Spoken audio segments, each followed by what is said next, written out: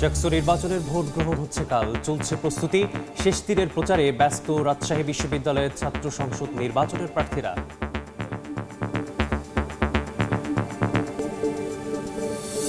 লালবাগ প্রতি ঘরে ঘরে কারখানা আছে। যারা এইসব ব্যবসা করে তাদের খুঁটার জোর বেশি থাকে, কিছু বলা যায় না। ঊর্ধ্বতন কর্তৃপক্ষের কাছে বলা হয়েছে, কিন্তু এতে কোনো আমরা ফলাফল পাচ্ছি না। রাজধানীর কলাবাগানে বাসার ফ্রিজ থেকে নারীর লাশ উদ্ধার। দাম্পত্য কলহের জেরে হত্যাকাণ্ড, ধারণা পুলিশের। স্বামী পলাতক, অসহায় 3 মেয়ে মামার আশ্রয়ে। হত্যায় বিচার দাবি। বাংলাদেশের সঙ্গে যুক্তরাষ্ট্রের ব্যবসার পরিসর বাড়বে আশা অর্থ উপদেষ্টার। চেম্বার নেতাদের সঙ্গে বৈঠক, বললেন 3 মাসে আরও স্পষ্ট হবে আর্থিক খাতের সংস্কার।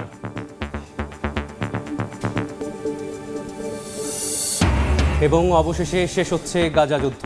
হামাস ইসরায়েল যুদ্ধবিরতির চুক্তি স্বাক্ষর, সই করলেন ট্রাম্প। জিম্মি মুক্তির বিনিময়ে 2000 ফিলিস্তিনিকে ছাড়ল তেল আবিব।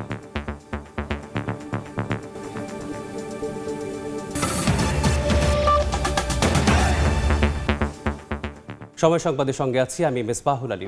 কাল অনুষ্ঠিত হতে যাচ্ছে চট্টগ্রাম বিশ্ববিদ্যালয় কেন্দ্রীয় ছাত্র সংসদ ও হল সংসদ নির্বাচন। এদিকে রাজশাহী বিশ্ববিদ্যালয় কেন্দ্রীয় ছাত্র সংসদ রাকসু নির্বাচনের প্রচারের শেষ দিন আজ। দীর্ঘ 3 যুগ পর অনুষ্ঠিত হতে যাচ্ছে চট্টগ্রাম বিশ্ববিদ্যালয় কেন্দ্রীয় ছাত্র সংসদ ও হল সংসদ নির্বাচন। এরই মধ্যে সোমবার শেষ হয়েছে নির্বাচনের প্রচার। নির্বাচনের সার্বিক প্রস্তুতিও শেষ পর্যায়ে। এখন চলছে ভোট গ্রহণের শেষ মুহূর্তের প্রস্তুতি। ভোট কেন্দ্রের জন্য প্রস্তুত করা হচ্ছে নির্বাচনী সামগ্রী। এদিকে শেষ দিনের প্রচারে ব্যস্ত সময় পার করছেন রাকসুর প্রার্থীরা।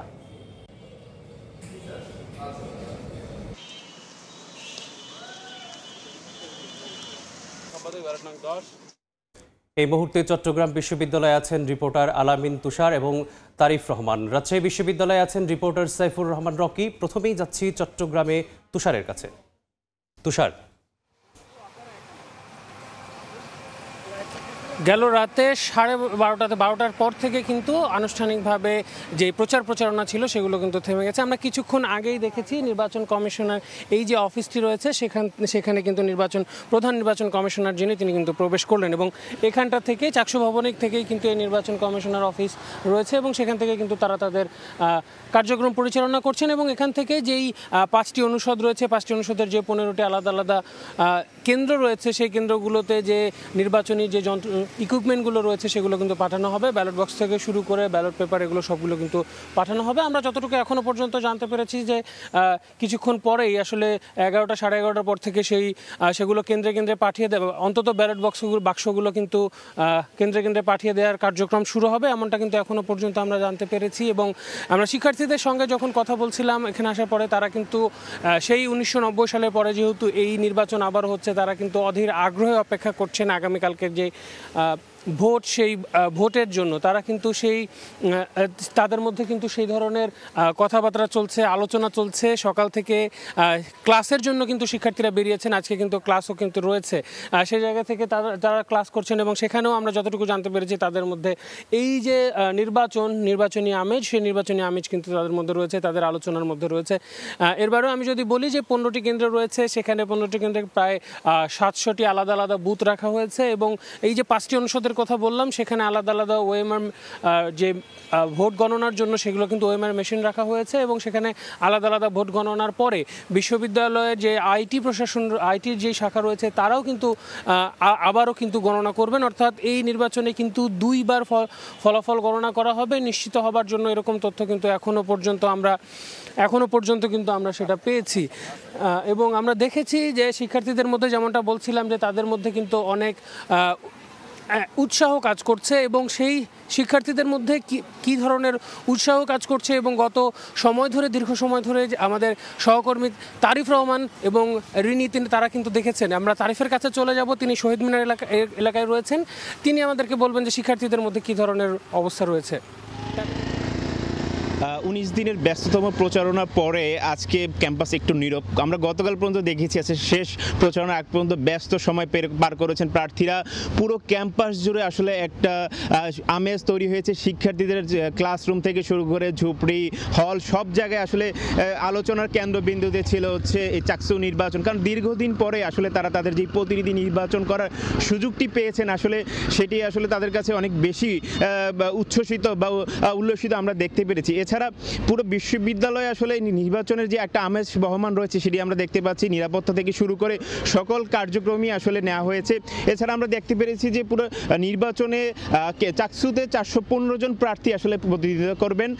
এখানে ভোট দিবেন 27,516 জন ভোটার তাদের ভোটাধিকার প্রয়োগ করে তাদের যেই কাঙ্ক্ষিত প্রার্থী তাদেরকে নির্বাচন করবেন। আমরা ভোটারদের সাথে কথা বলে জানতে পেরেছি তারা আসলে প্রার্থী বাছাইয়ের ক্ষেত্রে প্যানেল থেকে তারা গুরুত্ব দিবেন যে কোন ব্যক্তি আসলে পদের জন্য যোগ্য সেই বিষয়টি আসলে তারা দেখবেন এবং ইশতেহারগুলো তারা পড়ছেন, পড়ে যাদের মনে হবে যে তাদের জন্য কাজ করতে পারবেন আসলে সেই সকল প্রার্থীকে তারা ভোট দিয়ে তাদের যে আগামী 1 বছরের জন্য প্রার্থী সেটি নির্বাচন করবেন। এবং আগামীকাল এবং পরশুদিন সকল ধরনের ক্লাস পরীক্ষা বন্ধ থাকবে নির্বাচন উপলক্ষে। এবং এই 3 দিন অর্থাৎ আজ এবং 14, 15 এবং 16 এই 3 দিন পুরো বিশ্ববিদ্যালয় ক্যাম্পাসে বহিরাগতদের আসা নিষেধ। এবং সেখানে বলা রয়েছে যে বিশ্ববিদ্যালয় প্রাঙ্গণে প্রবেশ করতে হলে বিশ্ববিদ্যালয়ের যে আইডি কার্ড রয়েছে সেই আইডি কার্ড নিয়ে আসলে বিশ্ববিদ্যালয় এলাকায় প্রবেশ করতে হবে। এবং শিক্ষার্থীদেরকে বলা হয়েছে তারা ভোট কেন্দ্রে আসলে তাদের যেই বিশ্ববিদ্যালয়ের আইডি কার্ড সেই আইডি কার্ড নিয়ে তারা হচ্ছে ভোট কেন্দ্রে আসবেন। এবং যারা প্রথম বর্ষে রয়েছেন তারা তাদের যে আইডি কার্ড নিয়ে তারা যেই স্লিপ দিয়ে ভর্তি হয়েছেন সেই স্লিপ নিয়ে তারা আসলে ভোট কেন্দ্রে আসবেন। তো এই ছিল আমার কাছে শহীদ মিনার থেকে চাকসু নির্বাচনের সর্বশেষ খবর। আমরা এখন চলে যাব রাজশাহী বিশ্ববিদ্যালয়, সেখানে আমাদের সাথে যুক্ত রয়েছেন সহকর্মী সাইফুর রহমান রকি। রাজশাহী বিশ্ববিদ্যালয়ের যে রাকসু নির্বাচন হচ্ছে সেটি আজকে কিন্তু প্রচারণার শেষ দিন। এই প্রচারণার শেষ দিন হিসেবে আসলে প্রার্থীরা কিন্তু আজকে দম ফেলার যে সময় সেটি কিন্তু তারা পাচ্ছেন না। অনেকেই কিন্তু সকালে বেরিয়ে পড়েছেন প্রচারণায় এবং এই সকাল থেকেই তারা এই প্রচারণায় নেমেছেন এবং শিক্ষার্থীদের দাঁড়ে দাঁড়ে যাচ্ছেন, তাদের যে ইশতেহারগুলো পড়ে শোনাচ্ছেন। পাশাপাশি কিন্তু তারা তাদের কাছে যে থাকা লিফলেট, হ্যান্ডবিল সেগুলো বিলি করছেন। সব মিলিয়ে যদি বলা চলে ছাত্র শিবির সমর্থিত যে প্যানেল, ছাত্রদল সমর্থিত যে প্যানেল, তাদের যে ভিপি প্রার্থী, জিএস প্রার্থী সহ তাদের প্যানেলের যারা প্রার্থী রয়েছেন তারাও কিন্তু একইভাবে প্রচারণা চালাচ্ছেন। পাশাপাশি স্বতন্ত্র প্রার্থীরাও একইভাবে সেই প্রচারণা চালাচ্ছেন। আপনারা দেখছেন যে ইসলামী ছাত্র আন্দোলন বাংলাদেশ সমর্থিত সচেতন শিক্ষার্থী সংসদ মনোনীত ভিপি প্রার্থী মাহবুব আলম তিনি কিন্তু তার নির্বাচনী প্রচারণা করছেন লাইব্রেরি চত্বরে রাজশাহী বিশ্ববিদ্যালয়ের। ঠিক একইভাবে কিন্তু বিভিন্ন যে ভবনগুলো রয়েছে একাডেমিক ভবনগুলোর সামনেও কিন্তু ঠিক এমন পরিস্থিতি রয়েছে। কারণ আপনারা জানেন যে আজকে রাত 12টার সময় কিন্তু রাজশাহী বিশ্ববিদ্যালয়ের যে কাঙ্ক্ষিত রাকসু নির্বাচন, সিনেট নির্বাচন এবং হল সংসদ নির্বাচনের যে প্রচারণা সেটি শেষ হয়ে যাচ্ছে, যে কারণে প্রার্থীদের আজকে কিন্তু ব্যস্ততা সবচেয়ে বেশি। যেহেতু আজকের পরে আর সেভাবে আসলে প্রচারণা চালানোর সুযোগ পাবেন না, ভোটারদের দাঁড়ে দাঁড়ে যাওয়ার আর সুযোগ পাবে না, সেই জন্য কিন্তু আসলে তাদের আজকে যতটুকু কাজ করার শেষ কাজ সেটি কিন্তু আজকে তাদের করতে হবে। সব মিলে এক ধরনের জমজমাট পরিস্থিতি কিন্তু বিরাজ করছে এই রাকসু নির্বাচনকে ঘিরে এবং সব মিলিয়ে আসলে বলা চলে উৎসবমুখর একটি পরিবেশ রাজশাহী বিশ্ববিদ্যালয় কিন্তু রয়েছে। বিশ্ববিদ্যালয় প্রশাসনের সাথে যারা জড়িত আছেন, বিশ্ববিদ্যালয়ের নির্বাচন পরিচালনার সঙ্গে যারা জড়িত আছেন তারা বলছেন অবাধ, সুষ্ঠু, গ্রহণযোগ্য নির্বাচন দেওয়ার লক্ষ্যে তাদের সকল প্রস্তুতি এর মধ্যে সম্পূর্ণ করা হয়েছে, যাতে কোনো ধরনের এই প্রশ্নবিদ্ধ নির্বাচন না হয়, কোনো ধরনের এই নির্বাচন নিয়ে যাতে কথা না ওঠে, সেই জন্য আসলে তাদের যা করণীয় তাই করছেন। তো এই ছিল আমার কাছে রাজশাহী বিশ্ববিদ্যালয় থেকে রাকসু নির্বাচনের প্রচারণা নিয়ে সর্বশেষ। চট্টগ্রাম বিশ্ববিদ্যালয় এবং রাজশাহী বিশ্ববিদ্যালয় থেকে জানছিলাম চাকসু এবং রাকসু নির্বাচনের সর্বশেষ। এদিকে রোমে জাতিসংঘের খাদ্য ও কৃষি সংস্থার সদর দপ্তরে অনুষ্ঠিত বিশ্ব খাদ্য ফোরামের অনুষ্ঠানের ফাঁকে বিভিন্ন দেশের নেতার সঙ্গে একাধিক বৈঠক করেছেন প্রধান উপদেষ্টা অধ্যাপক মোহাম্মদ ইউনূস। ইতালির রাজধানী রোমে জাতিসংঘের খাদ্য ও কৃষি সংস্থা FAO সদর দপ্তরে চলছে ওয়ার্ল্ড ফুড ফোরামের মূল আয়োজন। অনুষ্ঠানের ফাঁকে ব্রাজিলের প্রেসিডেন্ট লুলা দা সিলভার সঙ্গে বৈঠক করেন ডক্টর ইউনূস। একই দিন রোমের মেয়র রবার্তো গুয়ালটিয়েরির সঙ্গেও সৌজন্য সাক্ষাৎ করেন তিনি। এছাড়াও জিবুতির প্রধানমন্ত্রী আব্দুল কাদের কামিল মোহাম্মদের সঙ্গেও বৈঠক হয় প্রধান উপদেষ্টার। ইতালির রোমে অনুষ্ঠিত এসব বৈঠকে দ্বিপাক্ষিক সম্পর্ক, খাদ্য নিরাপত্তা ও বৈশ্বিক উন্নয়ন সহযোগিতা নিয়ে আলোচনা হয় বলে জানিয়েছেন প্রধান উপদেষ্টার প্রেস উইং।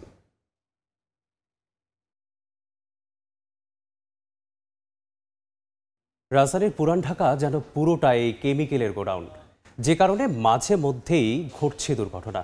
গুরুতর দগ্ধের পাশাপাশি মারাও গেছে বহু মানুষ।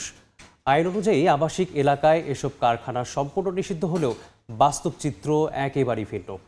পুরানো ব্যবসায়ীদের উচ্ছেদ তো দূরের কথা, চাইলে কেমিক্যালের নতুন ব্যবসায়ীরাও জায়গা করতে পারছেন পুরান ঢাকায়। মঞ্জুর রহমান এবং সিফাত আল শাহরিয়ারের ক্যামেরায় মাহাদি ইসলাম ধ্রুবর প্রতিবেদন। যারা এইসব ব্যবসা করে তাদের কুটার জোর বেশি থাকে। আচ্ছা, একটু কথা বলি ভাই। ক্যামেরা বন্ধ করে। লালবাগের ঢাকেশ্বরী রোড, যার এক পাশে উপপুলিশ কমিশনারের কার্যালয়, অন্য পাশে ফায়ার সার্ভিসের স্টেশন। একটু সামনে এগুলোই দেখা মিলবে চলছে প্লাস্টিক তৈরির মহাকর্মযজ্ঞ। প্রশাসনের ঠিক নাকের ডগায় আবাসিক এলাকার পেটের ভেতর গড়ে ওঠা এই কারখানায় ছড়িয়ে ছিটিয়ে আছে রাসায়নিক দাহ্য পদার্থ। আবাসিক এলাকায় এরকম কারখানা পাওয়া যায় না? আমি তো কর্মচারী, আমার সাথে মানে এটা জানেন তো আবাসিক এলাকা? না, আমি জানি না। আল্লাহ নসিবে যা রাখছে তাই তো, গরিব মানুষ ভাই কাজ করে। লালবাগ প্রতি ঘরে ঘরে কারখানা আছে। সময় সংবাদ এবার একই এলাকার হরিনাথ ঘোষ রোডে। কেমিক্যাল কারখানার জন্য এবার আমরা ভাড়া নিতে চাই একটি গোডাউন। টুলেটে দেয়া নাম্বারে কল করতেই রাজি বাড়ির মালিক। কেমিক্যাল বা রং টং? হ্যাঁ, এগুলো দেওয়া যাবে। দেওয়া যাবে? জি জি। আচ্ছা, তো ভাড়া কত নেবেন ভাই? 17,000। এবার সেই মালিকের অপেক্ষায় সময় সংবাদ। কেমিক্যাল দাও কি বৈধ? আপনি যে ভাড়া দিতে চাচ্ছেন আমাকে 17,000 টাকা ভাড়া। রঙের জন্য বলছি আমি। রং কেমিক্যাল দুইটাই বলছিলাম। আমি ওটা আমি শুনছি রং কেমিক্যাল একই মনে করছি। আপনারা সবাই যাচাই করেন, আপনি আমাদের শুধু একা তো বললে হবে না, আরো তো আছে। এই ফাঁকে নজর দেয়া যাক টিকাটলির মামুন প্লাজার দিকে। নিয়ম নীতির তোয়াক্কা না করেই একই ভবনের উপরে আবাসিক এবং নিচে কেমিক্যালের বাণিজ্যিক কার্যক্রম। শুধু এই ভবন নয়, পুরান ঢাকার প্রায় সব ভবনেরই একই দশা। এ বিষয়ে কথা বলতে গেলে সেখানকার ব্যবসায়ীদের তোপের মুখে পড়তে হয় সময় সংবাদকে। আগুন ধরে বাচ্চার কায়দা কি? এগুলো তো দাহ্য। এখানে তো বাইরের মানুষ আসে না, আর এই জিনিস তো কেউ না কেউ আইনে রাখছে, কোনো জায়গায় চলে যাবে। আপনি অনেক আছে যে ফুড গ্রেডের কেমিক্যাল, এই জায়গায় সব ফার্মা আইটেমের কেমিক্যাল। এবার যেতে চাই লালবাগের বাঁশপট্টি এলাকায়, যেখানে কোনো রকমের অনুমোদন ছাড়াই গড়ে উঠেছে বহু প্লাস্টিক কারখানা, যাদের নেই কোনো ট্রেড লাইসেন্স, নেই পরিবেশ ছাড়পত্র। ট্রেড লাইসেন্স আছে আপনাদের? ট্রেড লাইসেন্স আমাদের দেয় না তো সরকার থেকে। কেন? এটা নিষিদ্ধ। আল্লাহ যদি না করে তাহলে এগুলা আপনি জ্বলবো না। আমি 20 সালের পরে ফ্যাক্টরি করছি, এরপর দেখেন লাইসেন্স হইতেছে না। বাড়ির পাশে এমন অবৈধ প্রাণঘাতী কর্মযজ্ঞে আতঙ্কিত এলাকাবাসী, কিন্তু নিরুপায় তারা। ঊর্ধ্বতন কর্তৃপক্ষের কাছে বলা হয়েছে, কিন্তু এতে কোনো আমরা ফলাফল পাচ্ছি না। রিক্সের এটা আগুন লাগা তো স্বাভাবিক ব্যাপার না, ক্ষতি ছাড়া আর অন্য কিছু দেখা যায় না এখানে। যারা এইসব ব্যবসা করে তাদের কুটার জোর বেশি থাকে, কিছু বলা যায় না তো। এসব প্লাস্টিক ও কেমিক্যাল গোডাউন উচ্ছেদে ফায়ার সার্ভিসের ভূমিকা নিয়ে প্রশ্ন তুললে সচেতনতার তাগিদ দিয়ে নিজেদের অসহায়ত্বের কথা জানালেন সংস্থাটির মহাপরিচালক। যেহেতু আমাদের মেজিস্ট্রেসি পাওয়ারটা নাই, আমাদের যখনই কোনো জায়গায় আমরা মোবাইল কোর্ট পরিচালনা করতে চাই তখন আমাদের ম্যাজিস্ট্রেট প্রয়োজন হয়। সচেতন করে মানুষকে নিয়ে, স্থানীয় জনগণকে নিয়ে কাজগুলি আইনের প্রয়োগটা করতে হবে। আর নগরবিদরা বলছেন, এখনই আবাসিক এলাকা থেকে এই প্রাণঘাতী ব্যবসা সরানো না গেলে পরবর্তী ট্র্যাজেডির জন্য প্রস্তুত থাকা ছাড়া উপায় নেই। যদি কেউ বেআইনিভাবে কোনো আবাসিক এলাকাতে অনুমোদনহীনভাবে গোডাউন রাখে, তার শাস্তির পরিমাণটা অনেক বাড়াতে হবে। কেন এটা তো স্রেফ গণহত্যার এলিমেন্ট আপনি সেখানে রেখে দিচ্ছেন, তাহলে এটাকে তো আপনি সাধারণভাবে একটা গোডাউন হিসেবে বিবেচনা না করে বরঞ্চ এটা বড় আকারে এক্সপ্লোশনের সম্ভাবনার বিষয়গুলিকে বিবেচনা রেখে আইনের সংশোধন দরকার। এই রিলেটেড নীতি এবং নতুন আইন তৈরি করা দরকার। নিমতলী, চুরিহাট্টা কিংবা গাজীপুর, এক একটি অগ্নিকাণ্ড যেন এক একটি হত্যাযজ্ঞ। সেই দুর্বিষহ স্মৃতি এখনো দগদগে মানুষের মনে। তবুও প্রশাসনের নাকের ডগায় খোদ ঢাকাতেই চলছে অবৈধ সেই কেমিক্যাল কারখানা ও গুদামের রমরমা ব্যবসা। আইন অনুযায়ী আবাসিক এলাকায় এ ধরনের প্লাস্টিক কিংবা কেমিক্যালের কারখানা সম্পূর্ণ নিষিদ্ধ হলেও বাস্তব চিত্র কিন্তু সম্পূর্ণ ভিন্ন। প্রতিটা ভয়াবহ ট্র্যাজেডির পর টনক নড়ে প্রশাসনের, কিন্তু সময় ফুরোলে ফিকে হয়ে যায় সব। এখনই কার্যত কোনো পদক্ষেপ না নেওয়া গেলে এই কারখানাগুলোর একটি হতে পারে পরবর্তী বিপর্যয়ের নাম। মাহাদ ইসলাম ধ্রুব, সময় সংবাদ, ঢাকা। ঢাকার আবাসিক এলাকায় অবৈধ কেমিক্যালের মজুতের বিস্তারিত জানাতে যোগ দিচ্ছেন সহকর্মী মাহাদ ইসলাম ধ্রুব। নিমতলী, চুরিহাট্টা কিংবা সম্প্রতি গাজীপুর, প্রত্যেকটি অগ্নিকাণ্ডের পেছনের নেপথ্যেই ছিল এই কেমিক্যাল গোডাউন কিংবা প্লাস্টিক কারখানা। এই কেমিক্যাল গোডাউনগুলো রাজধানীতে এমনভাবে বিস্তার লাভ করেছে যে এখন যদি কোনো একটি কেমিক্যাল গোডাউনে আগুন ধরে তাহলে কিন্তু পুরো একটি ঢাকাবাসীর উপর এর প্রভাব পড়বে। আমরা পুরান ঢাকার বেশ কিছু দোকান ঘুরেছি, পুরান ঢাকার বেশ কিছু এলাকা ঘুরেছি, সেখানে আমরা দেখেছি যে এই কেমিক্যাল গোডাউনগুলোর কিন্তু বিস্তার এখনও কমানো যায়নি। রাজধানীতে বহু জায়গায়, আমরা টিকাটলিতে আমরা দেখেছি যে মামুন প্লাজা সহ আশেপাশের বেশ কিছু মার্কেটে কিন্তু এরকম কেমিক্যাল বিক্রি হচ্ছে এবং ক্রয় বিক্রয় চলছে, এবং সেখানে আসলে আইন শৃঙ্খলা বাহিনীও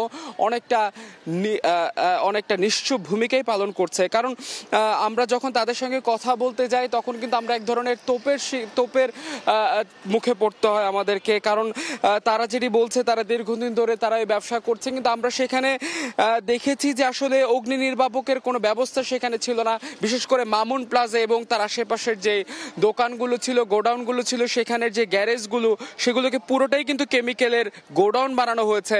একই সঙ্গে আমরা একটু আবার যদি পুরান ঢাকার কথা বলি, পুরান ঢাকার লালবাগের বেশ কিছু এলাকা আমরা ঘুরেছি এবং আমরা নিজেরা দোকান ভাড়া নেওয়ার জন্য যোগাযোগ করার চেষ্টা করলে দোকান আমাদের ভাড়া দেওয়া হচ্ছিল।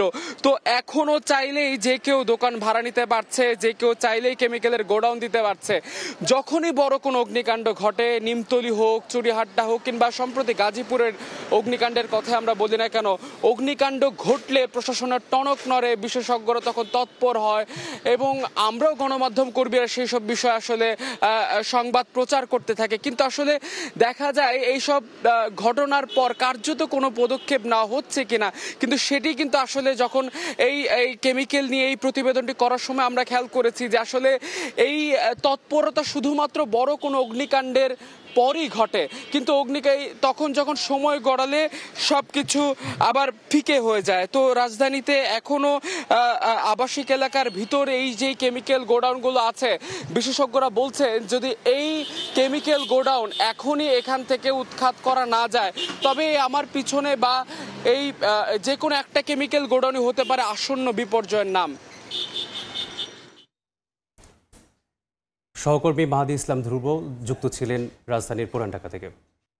রাজধানীর কলাবাগান এলাকার একটি বাসায় ফ্রিজ থেকে এক নারীর মরদেহ উদ্ধার করেছে পুলিশ। ধারণা করা হচ্ছে হত্যা করে মরদেহে ফ্রিজে রেখে পালিয়ে গেছে স্বামী। দাম্পত্য কলহের জেরে হত্যাকাণ্ড বলে ধারণা পুলিশের। নিহতের 3 মেয়ে মামার আশ্রয়ে আছে। নিহতের স্বজনরা জানান পলাতক নজরুল পেশায় একজন ব্যবসায়ী ছিলেন, বর্তমানে কিছুই করেন না তিনি।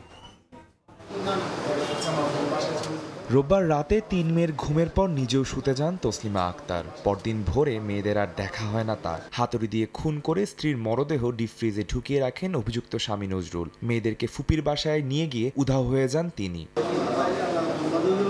ভুক্তভোগীর বড় মেয়ে জানায় রাতে বাসা মেরামতের জন্যই হাতুড়ি এনে রাখা হয়েছিল। পরে সকালে মেয়েদের ফুপির কাছে রেখে এসে ফোন বন্ধ করে যোগাযোগ বিচ্ছিন্ন করে দেন অভিযুক্ত বাবা। পরবর্তীতে মেয়েরা তাদের মামাকে খবর দিলে কলাবাগান পুলিশের সহযোগিতায় বাসায় এসে দরজা ভেঙে রক্তের দাগ অনুসরণ করে ডিপ ফ্রিজ থেকে উদ্ধার করা হয় মরদেহ।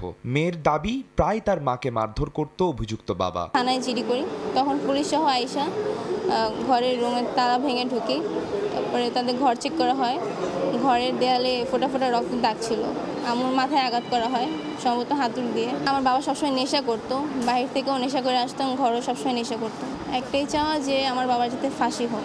পরবর্তীতে ঘটনাস্থলে পুলিশ, সিআইডি ও পিবিআইয়ের দল এসে ঘটনা খতিয়ে দেখে। তদন্ত এরই মধ্যে শুরু হয়ে গেছে দাবি করে কলাবাগান থানার ওসি জানান দ্রুতই আসামিকে আইনের আওতায় নিয়ে আসা হবে। প্রাথমিকভাবে মনে হচ্ছে যে এটা হাজব্যান্ড ওয়াইফের পারিবারিক দ্বন্দ্ব ছিল, সেই দ্বন্দ্ব থেকে এই হত্যাকাণ্ড। অভিযান অলরেডি আমাদের টিম কাজ করছে আমরা যত দ্রুত সম্ভব তাকে আমরা আইনের আওতায় নিয়ে আসব। পলাতক নজরুলের দ্রুত গ্রেফতার ও সর্বোচ্চ শাস্তির দাবি করেছেন নিহতের স্বজনেরা।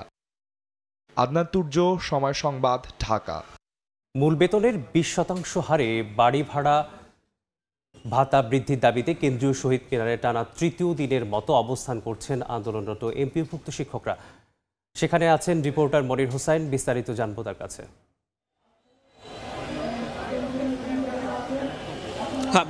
মূল বেতনের 20% বাড়ি ভাড়া ভাতা এবং 1500 টাকা চিকিৎসা ভাতার দাবিতে শিক্ষকদের যেই কর্মসূচি সেটি আসলে চলছে। টানা তৃতীয় দিনের মতো কেন্দ্রীয় শহীদ মিনারে এমপিওভুক্ত যে শিক্ষকরা আছেন তারা অবস্থান করছেন। আমরা এই মুহূর্তে আছি কেন্দ্রীয় শহীদ মিনারে এবং আপনি দেখতেই পাচ্ছেন যে এখানকার যেই শিক্ষকরা আছেন তারা এখানে অবস্থান নিচ্ছেন এবং তাদের যেই দাবি সেই দাবির কথা জানাচ্ছেন এবং তারা আসলে বলছেন যে তাদের এই যে 20% যে বাড়ি ভাড়া ভাতা সেটির যদি প্রজ্ঞাপন না দেওয়া হয় ততক্ষণ তাদের আন্দোলন চলবে এবং সেই সঙ্গে আজকে তাদের 12টা পর্যন্ত তারা আলটিমেটাম দিয়েছে। 12টার মধ্যে যদি তাদের এই প্রজ্ঞাপন জারি না হয় সেই ক্ষেত্রে তারা সচিবালয় অভিমুখে যাত্রা করবে বলে আমাদেরকে জানিয়েছে এবং এখানকার যেই শিক্ষক নেতারা আছেন তারাও সেই একই কথা বলছেন এবং শিক্ষকরাও বলছেন যে তারা বিভিন্ন সময় আশ্বাস নিয়েই তারা শুধু ঘরে ফিরেছেন, এবার আর আশ্বাস নয়, এবার তারা প্রজ্ঞাপন নিয়ে ঘরে ফিরতে চান এবং শিক্ষা যে কার্যক্রম সেই কার্যক্রমে তারা ফিরতে চান। এবং আমরা দেখেছি যে তো এমপিওভুক্ত শিক্ষকরা এখানে অবস্থান করছেন এবং সেই সঙ্গে সারা দেশেই কিন্তু তাদের যে কর্মবিরতি সেই কর্মবিরতিও চলছে এবং সারা দেশে এমপিওভুক্ত যেই শিক্ষা প্রতিষ্ঠানগুলো আছে সেই শিক্ষা প্রতিষ্ঠানগুলোরও কার্যক্রম কিন্তু বন্ধ রয়েছে। তো সবশেষ বলা চলে যে দুপুর 12টা পর্যন্ত তাদের যে আলটিমেটাম সেই আলটিমেটাম চলছে। দুপুর 12টার মধ্যে যদি আলটিমেটাম অর্থাৎ প্রজ্ঞাপন দেয়া না হয় তাহলে তারা সচিবালয় অভিমুখে যাত্রা করবে বলে আমাদেরকে জানিয়েছেন। তো শহীদ মিনার থেকে শিক্ষকদের অবস্থান কর্মসূচির এই ছিল আমার কাছে এখনকার মতো সবশেষ। জানছিলাম এমপিওভুক্ত শিক্ষকদের কর্মসূচি সর্বশেষ। আর্থিক ও বাণিজ্য খাতে সংস্কারের কারণে আগামীতে বাংলাদেশের সঙ্গে মার্কিনীদের ব্যবসার পরিসর বাড়বে বলে জানিয়েছেন অর্থ উপদেষ্টা সালেউদ্দিন আহমদ। সোমবার যুক্তরাষ্ট্রে আইএমএফের বার্ষিক সভায় যোগ দেওয়ার পাশাপাশি ইউএস চেম্বারের সঙ্গে বৈঠক শেষে একথা জানান তিনি। দেশটির সঙ্গে বাণিজ্য ঘাটতির দৃশ্যমান উদ্যোগ নেয়ার বিষয়টি জানিয়ে অর্থ উপদেষ্টা বলেন, আগামী 3 মাসের মধ্যে অর্থ ও বাণিজ্য খাতের সংস্কার আরও স্পষ্ট হবে। যুক্তরাষ্ট্র থেকে কাজল আব্দুল্লাহ রিপোর্ট। বাইরে ঝিরিঝিরি বৃষ্টি আর হিমেল বাতাস, এরই মাঝে উৎসব মুখর বিশ্বব্যাংক ও আইএমএফ সদর দফতর। শুরু হয়েছে আন্তর্জাতিক মুদ্রা তহবিল আইএমএফের 6 দিনব্যাপী বার্ষিক সভা।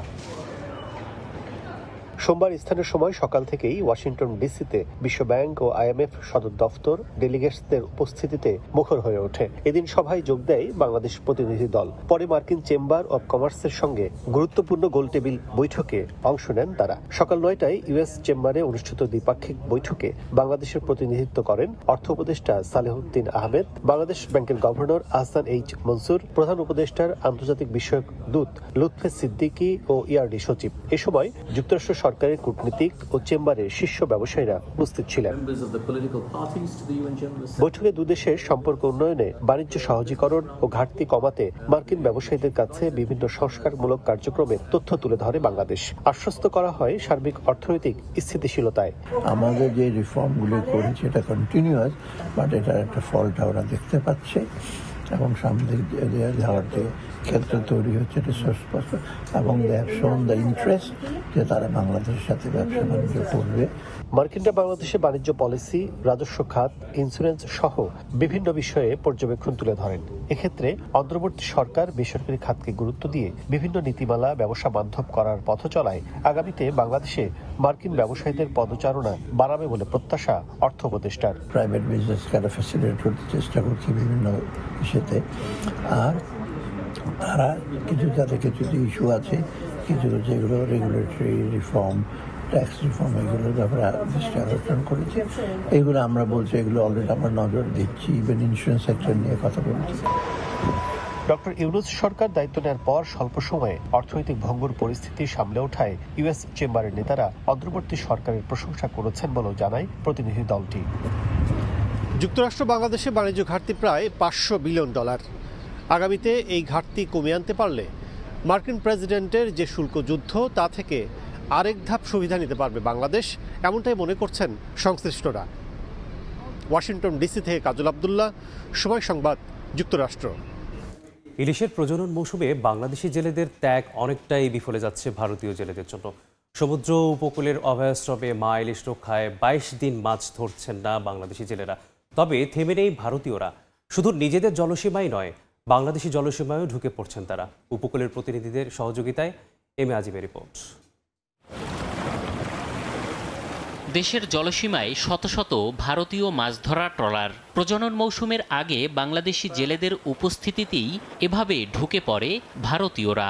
বাংলাদেশি জেলেদের হটিয়ে হরহামেশাই মাছ ধরে নিয়ে যায় তারা।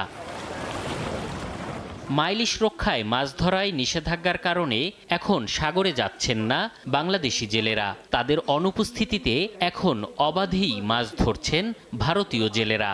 ভারতীয়রা এখন মাছ ধরে লয়ে যাইতেছে। এখন যদি সরকার এটা না বন্ধ করে তাহলে তো অসুবিধা। ভারতে কিন্তু অবরোধ নাই, এখন বাংলাদেশের ভিতরে ঢুকে কিন্তু ভারত তালারা মাছ নিয়ে যায়। সমুদ্র ও উপকূলে চলছে দুই নীতি। ডিম ছাড়তে গভীর সমুদ্র থেকে ছুটে আসা মাইলিশ বিচরণ করছে বাংলাদেশ ও ভারতের উপকূলে। তবে বাংলাদেশের জেলেরা মাইলিশ না ধরলেও অবাধে শিকার করছে ভারতীয়রা। এতে ইলিশের উৎপাদন বাড়ানোর লক্ষ্যে মাছ না ধরে অর্ধাহারে অনাহারে দিন পার করা বাংলাদেশি জেলেদের ত্যাগ বিফলে যাওয়ার আশঙ্কা তৈরি হয়েছে।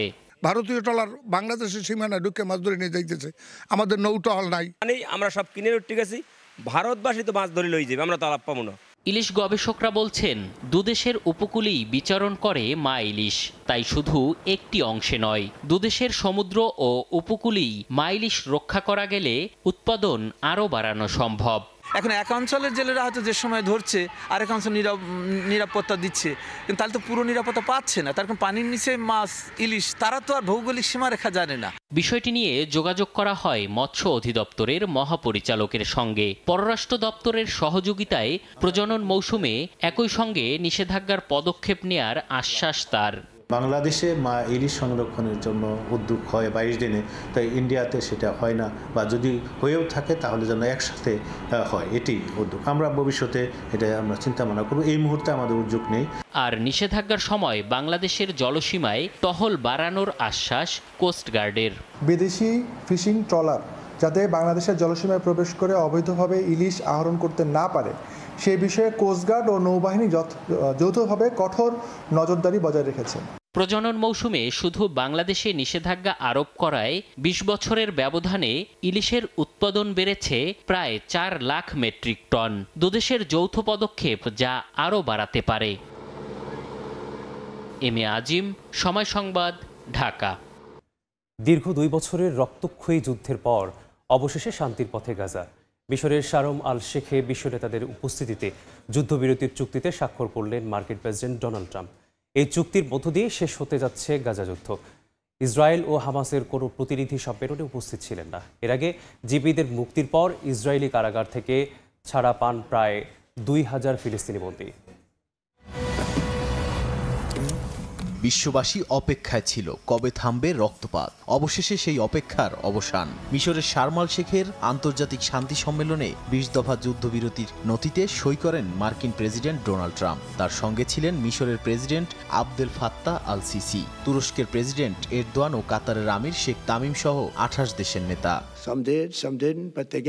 চুক্তি সইয়ের পর যুদ্ধবিরতি কার্যকর হয়েছে বলে ঘোষণা দিয়েছেন ট্রাম্প। বলেন, দীর্ঘ 2 বছরের সংঘাত ও কষ্টের পর গাজায় শান্তি ফিরছে। চুক্তি অনুযায়ী হামাস এরই মধ্যে মুক্তি দিয়েছে 20 জন জিম্মিকে এবং কয়েকজনের মরদেহ হস্তান্তর করেছে। বিনিময়ে ইসরায়েলও ছেড়েছে প্রায় 2000 ফিলিস্তিনি বন্দী। ইসরায়েল ও হামাসের কোনো প্রতিনিধি সম্মেলনে উপস্থিত না থাকলেও আলোচনার মূল মধ্যস্থতা করেছে যুক্তরাষ্ট্র, মিশর, তুরস্ক, কাতার। ট্রাম্প তাদের প্রশংসা করে বলেন, 4 দেশের নেতৃত্বেই শান্তি ফিরিয়ে আনা সম্ভব হয়েছে। মিশরের প্রেসিডেন্ট ফাত্তাহ আল সিসি একে গোটা অঞ্চলের জন্য ঐতিহাসিক অর্জন বলে আখ্যা দেন। এই চুক্তির পেছনে গোপন কূটনীতি ছিল বলেই মনে করছেন বিশ্লেষকরা। তারা বলছেন, ট্রাম্পের জামাতা জ্যারেড কুশনার ও মার্কিন বিশেষ দূত স্টিভ উইটকফের সরাসরি বৈঠকেই হামাসের সঙ্গে আলোচনার দরজা খুলে যায়। এছাড়া যুক্তরাষ্ট্র ও আরব বিশ্বের এই যৌথ প্রচেষ্টাই যুদ্ধবিরতির পথ প্রশস্ত করেছে বলেও মনে করেন তারা। নাদিম মারজান, সময় সংবাদ। এশিয়ান কাপের মূল পর্বে খেলার স্বপ্ন বাঁচিয়ে রাখতে হংকং চায়নার বিপক্ষে অ্যাওয়ে ম্যাচে মাঠে নামবে বাংলাদেশ ফুটবল দল। ম্যাচে জয় ছাড়া কিছুই ভাবছেন না বাংলাদেশ অধিনায়ক জামান ভুঁইয়া। বাংলাদেশকে সমীহ করলেও ঘরের মাঠে নিজেদের ফেভারিট মানছেন হংকং কোচ। কাইতাক স্পোর্টস কমপ্লেক্সে ম্যাচ শুরু হবে বাংলাদেশ সময়ে সন্ধ্যে 6টায়। হংকং চায়না থেকে ফাইম ইসলামের ম্যাচ প্রিভিউ। হংকং চায়নার বিপক্ষে হোম ম্যাচে নিজেদের সামর্থ্য দেখিয়েছে বাংলাদেশ ফুটবল দল। শেষ পর্যন্ত হার সঙ্গী হলেও লাল সবুজদের খেলার ধরন চমকে দিয়েছে প্রতিপক্ষ অধিনায়ককে। সেজন্যই বাংলাদেশ দলকে ঠেকাতে ভিন্ন রণকৌশল এবার সাজিয়েছে হংকং চায়না। তাতে অবশ্য কিছু আসে যায় না বাংলাদেশ দলের হেড কোচের। পুরো দল নিয়ে প্রথমবারের মতো ম্যাচ ভেন্যু কাইতাক স্টেডিয়ামে হাবিয়ার কাবরেরা। এশিয়ান কাপের মূল পর্বে খেলার যে ক্ষীণ সম্ভাবনা রয়েছে তা টিকিয়ে রাখতে এই ম্যাচে জয় ছাড়া কোনো পথ নেই লাল সবুজদের। আমরা এই মাঠে মানিয়ে নেয়ার চেষ্টা করব। তাদের 50,000 দর্শক অবশ্যই আমাদের জন্য চ্যালেঞ্জিং, আর এই চ্যালেঞ্জ নিতে প্রস্তুত আমরা। আমাদের পূর্ণ 3 পয়েন্টের দিকেই নজর থাকবে। কাইতাক স্টেডিয়ামে শুধু হংকং চায়নার 11 ফুটবলার নয়, বাংলাদেশের প্রতিপক্ষ ছাদ বন্ধ থাকা এই স্টেডিয়ামের সমর্থকরাও। সেই সমর্থকদের চাপ সামাল দিয়ে হামজা শমীদ জামালরা কি তুলে নিতে পারবে 3 পয়েন্ট? শুধু স্বাগতিক সমর্থক নয়, বাংলাদেশের চ্যালেঞ্জ বাড়িয়েছে ছাদ বন্ধ স্টেডিয়ামের 23 ডিগ্রি সেলসিয়াস তাপমাত্রার সঙ্গে মানিয়ে নেওয়া। কঠিন হলেও সবকিছুর জন্য প্রস্তুত হামজা শমীদরা। দলের সবাই সুস্থ আছে, খেলোয়াড়রা ট্রেনিং করেছে এই ম্যাচে পূর্ণ 3 পয়েন্ট নিতে চাই। তবে দলে বেশ কয়েকটি পরিবর্তন আসতে পারে। তপু একাদশে ফিরবে, আর মিতুল আমাদের সেরা গোলরক্ষক, সে অবশ্যই স্কোয়াডে থাকবে। বাংলাদেশ দলকে নিয়ে বেশ সতর্ক হংকং চায়নার হেড কোচ অ্যাশলি ওয়েস্টেড। এই গ্রুপটা অনেক কঠিন, তাদের সামর্থ্য আমাদের জানা আছে। হামজা আসাতে তারা আরো বেশি শক্তিশালী। তবে আমরা জয়ের জন্য মাঠে নামবো। আমাদের সমর্থকরাই আমাদের বড় শক্তি। এশিয়ান কাপ বাছাইয়ে এই মুহূর্তে গ্রুপ সিতে সবার উপরে আছে হংকং চায়না। 3 ম্যাচে তাদের পয়েন্ট 7। অন্যদিকে 1 পয়েন্ট নিয়ে সবার তলানিতে বাংলাদেশ। ফাহিম ইসলাম, সময় সংবাদ, হংকং চায়না। সময় সংবাদের শীর্ষ সংবাদগুলো জানিয়ে দিচ্ছি আরেকবার। চাকসু নির্বাচনের ভোট গ্রহণকাল চলছে প্রস্তুতি। শেষ দিনের প্রচারণায় ব্যস্ত রাকসুর প্রার্থীরা। রাজশাহী বিশ্ববিদ্যালয়ে উৎসবের আমেজ।